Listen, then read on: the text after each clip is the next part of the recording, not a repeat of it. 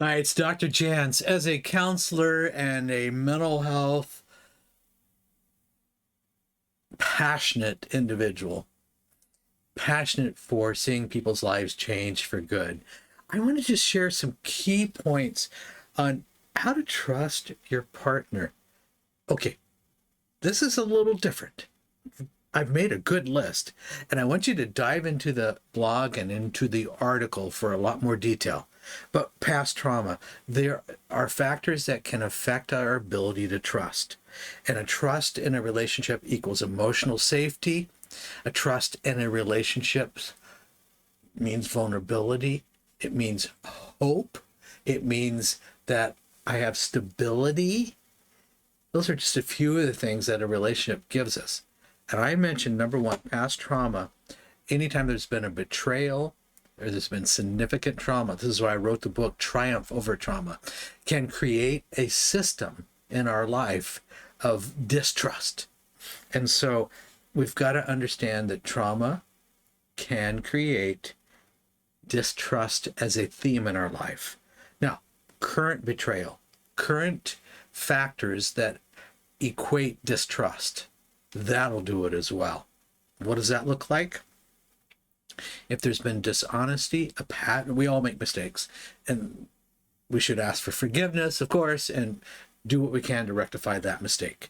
But a pattern of distrust, a pattern of betrayal, a pattern of breaking trust sets us up to really have a distrust because of the evidence before us. And that's okay. That can be a legitimate reason to have distrust in a relationship. Okay. Now, 10 tips for rebuilding trust. Here they are. We have to acknowledge the impact that this has happened. If there's been betrayal, we acknowledge it. We've got to work through the forgiveness. We've got to have a pattern of giving grace when it's appropriate.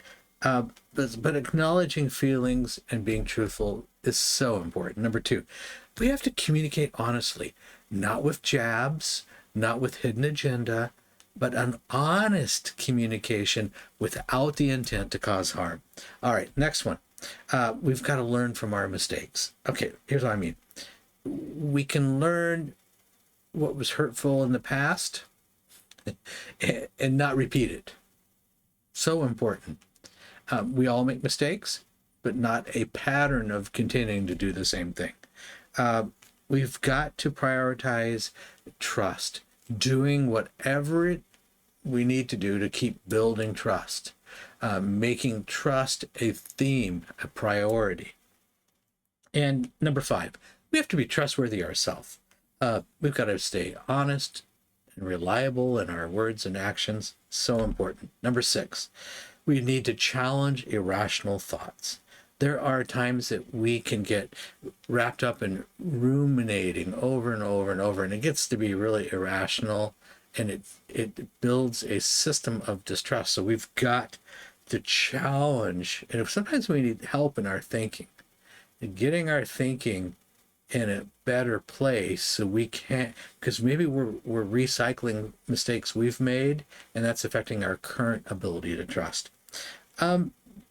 There's number seven, engaging in what we call recovery conversations. Well, what is a recovery conversation? A recovery conversation is using a deliberate path of communication and how we communicate. More about that in the article, but I just want to get that out there. There's something called recovery conversations that help keep building trust. Number eight, self-trust. And this is right from my list here. Strengthen confidence in our own judgment and discernment and trusting yourself. And then number nine, there's a time for therapeutic intervention. There's a time where maybe you feel like you've been so damaged and so wounded that I can't trust. I don't know how to trust. That's important. And number 10, give it time. We need to keep the actions and behaviors that build trust, but we're building trust over time. Now, this is just a super quick highlight of some of the points in the article. But it's important we know, yes, we can build trust. Yes, we can reestablish a trusting relationship. It will take both of us making appropriate modifications, because to build that trusting relationship, we have to have two trusting people. All right. Dig in a little bit more. Good to be with you today.